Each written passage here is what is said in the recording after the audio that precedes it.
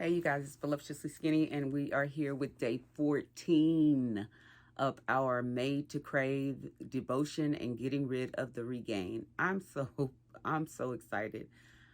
When I thought about today and it being day 14, that is 2 weeks that we've made it this far with getting rid of the regain. And in actuality, when I started originally, it's actually the end of my second 21-day cycle for myself personally. So, day 14, I'm just super excited. The topic of today is God is my portion. And all of this is building on to each other. We've talked about um, rehearsing things so that we're not defeated. We've talked about not seeming like things are fair. We have talked about exercise. We have talked about so many different things, resetting, fasting, and just getting back started on this journey. I really want to know, where are you guys with your journey? How are you doing? Do you have any questions?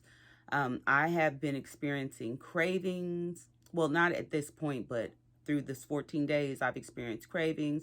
I've experienced the scale going up and down. I've experienced just irritation, just over it. But I'm telling you, reading these devotions and coming to you guys every day has really helped me to stay accountable. So I'm so thankful for you all and just so thankful for this platform. But anyway, let's get started. Day 14, God is my portion. The term portion control took on a whole new meaning for me one day when I read the response that God's people had after Moses led them out of slavery in Egypt.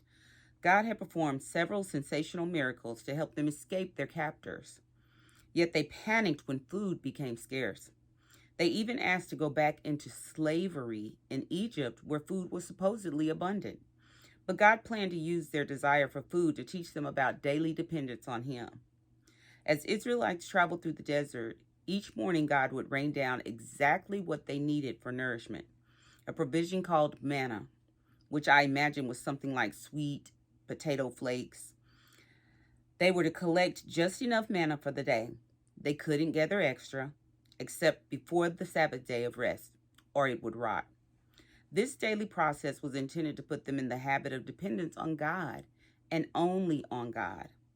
However, the Israelites began to grumble and turn their hearts against God. So He took them on a detour. Instead of heading straight to the promised land of freedom, they wandered in the desert for 40 years while they learned how to truly depend on God. I don't know about you, but I don't want to spend the next 40 years of my life learning this lesson. I want to stop grumbling about my weight and embrace this valuable lesson to walk in the freedom of God's provision. Ooh, that's deep. As we apply this same process to our struggles, we can find that God is the perfect portion for everything we need. Every longing we have, every desperate desire of our soul. God is there when my husband and I have a big argument. My kids are unruly. A business deal doesn't go as planned, or the bills start piling up. Instead of grabbing a tub of ice cream or ordering pizza, I ask God to be my daily portion in these tough times. For example, if your boyfriend breaks up with you, instead of inhaling a big bowl of chips and dip, ask God to be your daily portion of companionship in lonely times. God, I hate this rejection and hurt. Sometimes I feel like the loneliness is going to swallow me alive. I can't deal with this on my own. Will you be my portion of healing and companionship just for this day? And this is so true. I don't know if you remember me talking about McDonald's chocolate chip cookies. This was a couple years ago. But I remember how those days where I felt like, for instance, let me give you an example. I think that would be better. When I dropped Sunshine off in Atlanta when he was having issues with some things and he had to go to Atlanta and I dropped him off, I drove all the way to Atlanta, turned around, drove all the way back. It's like 12 hours each way. And as soon as I rolled up, now it was probably like 2 or 3 o'clock in the morning. As soon as I rolled up, I was so emotional and so drained, so spent. Instead of me going home and praying to God about it, I actually rolled up to McDonald's and ordered a dozen chocolate chip cookies. because I knew that they would comfort me in that moment. But man, just in that moment, because those same feelings were there. Those same feelings were there. And so I'm just like her. I don't want to go through life going through the same cycle, through the same journey when all I need to do is ask God to take those cravings away from me and then to resolve those feelings and those emotions that are inside of me. So, all right.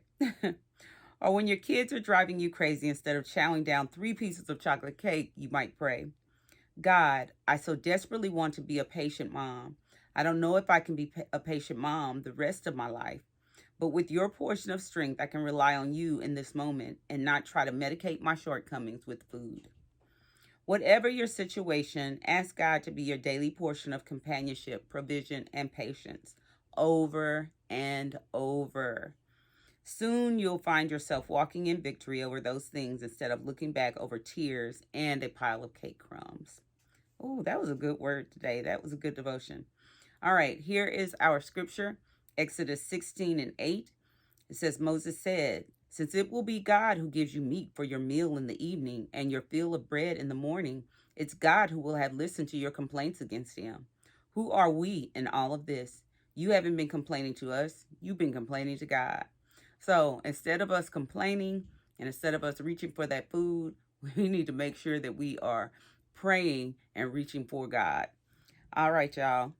Based on today's reading, what is one thing that God is saying to you? All right, I will put mine in the comments as usual.